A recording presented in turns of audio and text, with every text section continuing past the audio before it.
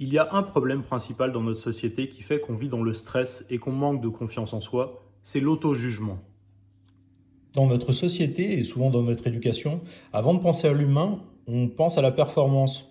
Il faut toujours faire mieux, toujours faire plus, sans jamais se plaindre ni penser à soi, et du coup on s'auto-juge en permanence.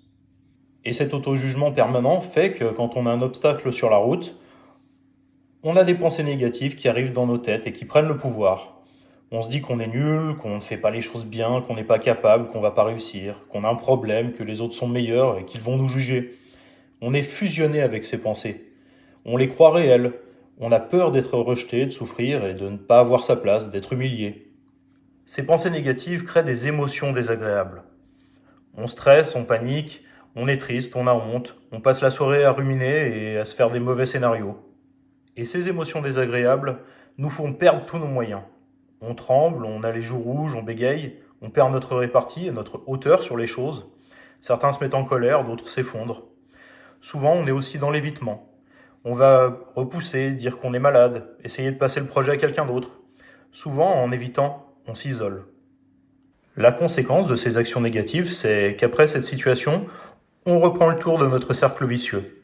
On va remettre une couche d'auto-jugement. J'ai été nul, je suis un raté. Avec le temps, on se sent plus capable de rien, on perd toute confiance en nous et on déprime. Moi, ce que je propose dans mon accompagnement avec les thérapies cognitives et comportementales, qu'on appelle les TCC, c'est des outils concrets pour faire une diffusion cognitive, c'est-à-dire ne plus se faire embarquer par ces pensées négatives, les remettre à leur place, ce ne sont que des pensées. C'est aussi apprendre à regarder ses émotions différemment, car lorsqu'on combat ses émotions, on ne gagne jamais et on s'épuise. Une fois qu'on a pris de la hauteur sur ce début de cercle négatif, on peut choisir de faire des actions qui vont dans le sens de ce qui est important pour nous. On commence tranquillement, petit pas par petit pas.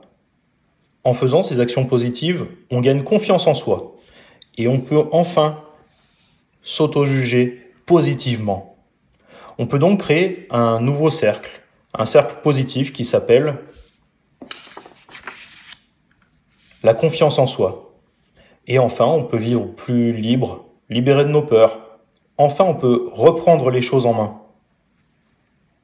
Si vous avez besoin de reprendre votre vie en main, n'hésitez pas à me contacter. Je suis dispo pour répondre à vos questions et surtout, j'ai envie de vous aider. Bonne journée.